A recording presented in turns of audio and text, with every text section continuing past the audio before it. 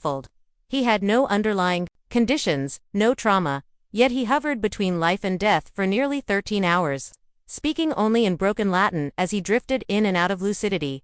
When he finally awoke, his eyes were bloodshot and unfocused. But as the priest's breathing steadied, his voice returned only, it was lower.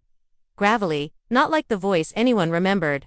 A nun who had once trained under him described it as a voice stretched between this world and something far beneath it. He refused food, water, or prayer. Instead, he simply repeated a single phrase. They never left. They just crossed over and waited for the bell.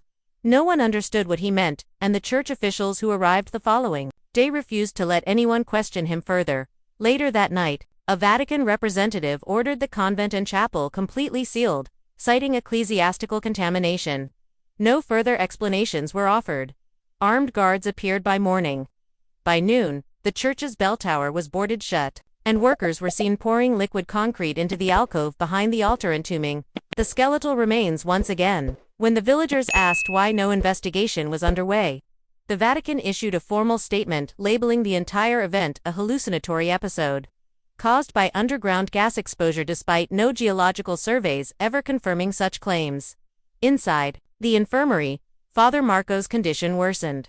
He stopped speaking altogether. His body grew more rigid, his eyes never closing, even when sedated. But just before sunrise on the fourth day, the nurse assigned to his room reported hearing a single, distant bell, Tollevin, though the real bell had been removed the day before. Moments later, Father Marco sat up abruptly, wide-eyed and pale. He gripped the nurse's wrist, stared straight ahead, and whispered his final words. They still pray, even now. But it is no longer to God. His grip released and he fell back onto the bed lifeless. Even after his passing, strange phenomena continued. Church bells in nearby towns rang at odd hours. Villagers reported hearing footsteps echoing in the snow when no one was there.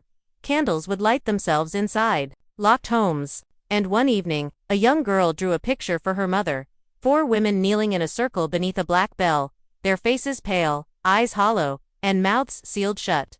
They visit me when I sleep, she said calmly. They say they miss the sound. The mother burned the drawing, but she couldn't ignore what the girl added just before bedtime.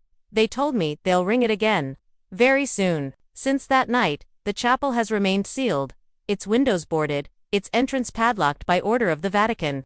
No official records mention the 4 missing nuns, and Father Marco's name has been quietly erased from parish documents. To the world, the convent in Santa Lucia is just another abandoned relic of old Europa, forgotten, footnote, in a mountain village.